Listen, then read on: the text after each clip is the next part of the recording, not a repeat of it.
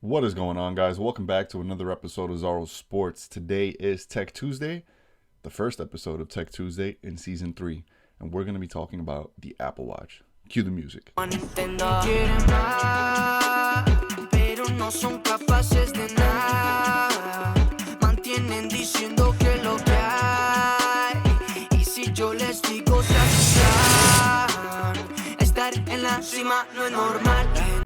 Alright, so the Apple Watch was originally created and released back in 2015, and the first iteration of the Apple Watch had its flaws. I actually owned the original version of it, and this was back when I was stationed in El Paso over at Fort Bliss, and I had T-Mobile as a service there, and the Apple Watch, well, the original iteration of it, worked off of your cell phone. So if your cell phone connection to the tower was not good, and it wasn't good for me over there at El Paso, every day I went to work, I would only have 1 to 2 bars of service. So the watch almost was like obsolete to have because my text messages weren't going through, my talk to text feature wasn't working.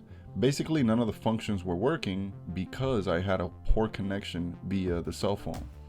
This kind of led to me not wanting to mess with smartwatches anymore. I was really put off because I figured, I don't need this, so, and it's not even working the way it's supposed to. But last year I decided to give it another run, so I went and got the Apple Watch Series 4 for myself and Charlotte, and it's been a huge turnaround. I can't see myself going without this watch now. So I'm going to talk about some of the improvements that they made to the watch. So originally the Apple Watch was not waterproof. So back in 2015, when I was washing my hands, I had to be careful of not to get, like, I was always afraid. I didn't want to get any water on my wrist or anywhere near the watch. I would often just take it off just to wash my hands. And how many times do you wash your hands a day? Like, it's probably a lot. It got pretty ridiculous. Eventually I did end up getting a case that made the watch waterproof, but that was way after the fact, and I ended up selling that watch.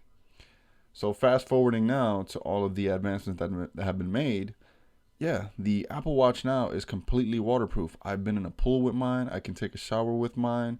I can submerge it in water. I can wash my hands freely without worrying about damaging the watch. Now, I have purchased a case for it, which is very similar to the one that I had on the first watch, but which is this case here. I'll show you guys the box.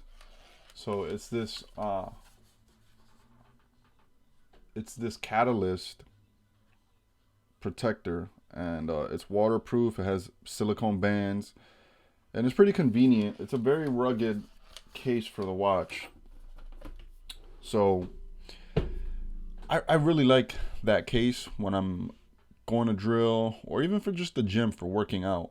And that solves pretty much the issues of waterproofing and kind of like nicks, scrapes, bumps, whatever you may do to your watch that, with everyday use.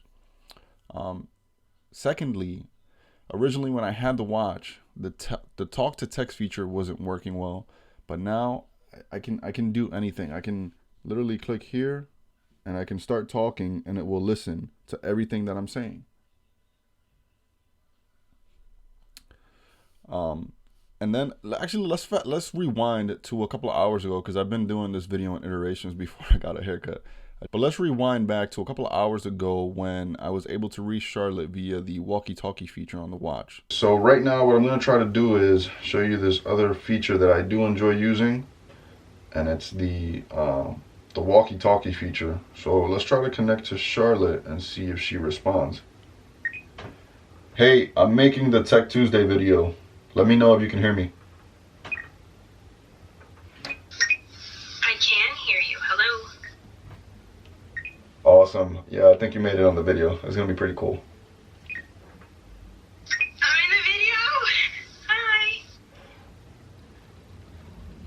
Awesome. All right. Thank you. You're welcome. Love you. Talk to you later. All right, so that feature is pretty cool, and that's just kind of like a regular lifestyle features, but really what I wanted to talk about was how I use it within the fitness realm. So again, let's go ahead and take it back to about 2 hours ago, and I was demonstrating how I use this with all of the fitness features. One of my favorite things to do with the watch is every morning I go for my walk. It's a 20-minute walk, so 10 minutes out, 10 minutes back in. And I usually just set my watch on the outdoor walk. So I'll set that up like that. And then it's pretty spot on with the calculations as far as distance traveled, steps taken, and calories burned. So it's a huge plus to have, to be able to track your workouts that way. And if you take a look over here, there are several workouts that you can put on here to include. Look, this is one that I would use, is the strength training. I would use the rower, the indoor cycle, the stair stepper. Charlotte might use her yoga. And then you can add workouts. So there's actually quite a bit of workouts here to include, like football, archery, badminton, baseball, basketball, bowling. So it takes into account all these activities that you're doing, and it will take it through its algorithm or whatever the watch does and give you a pretty good estimation of what your calories burned during the given activity that you're inputting on your watch. So I highly recommend that when you're working out, you set to one of these options, and don't make the mistake of making everything a HIIT workout. I guess there's some reports out there or blogs being written that you want to set everything as a HIIT workout because it gives you the best measurement. I have not done that. I would not recommend doing that, simply because, a high intensity interval training is literally that. It's high intensity interval training. You're going for like 90 to 95% of your exertion, then you're resting 3, 4, 5 minutes, and then you're going again. You're not really doing that with most other workouts that are not high intensity. So choose your appropriate workout when you are selecting your workouts on the watch. What I really like about this is that you don't need to have the tether to your phone. There's a couple of different versions of the Apple Watch Series 4. So I can take this outside with me, just plug in my AirPods, and when I'm doing my morning walk, it's pretty convenient. I can set my favorite podcasts in here. I can play my music, my Apple Music. I can even go into my Spotify. And it's features like that that really make me enjoy having this watch. It's just huge convenience factor of having everything on your wrist. And that's not to mention, sometimes you might be on a hike and you want to set the map on your wrist. There's several apps that I've come across that you can actually just have like a trail map populate right up on your wrist. How convenient is that? It's pretty awesome. Alright guys, that's going to wrap up this video. Make sure to like and subscribe, and I'll see you guys on the next week.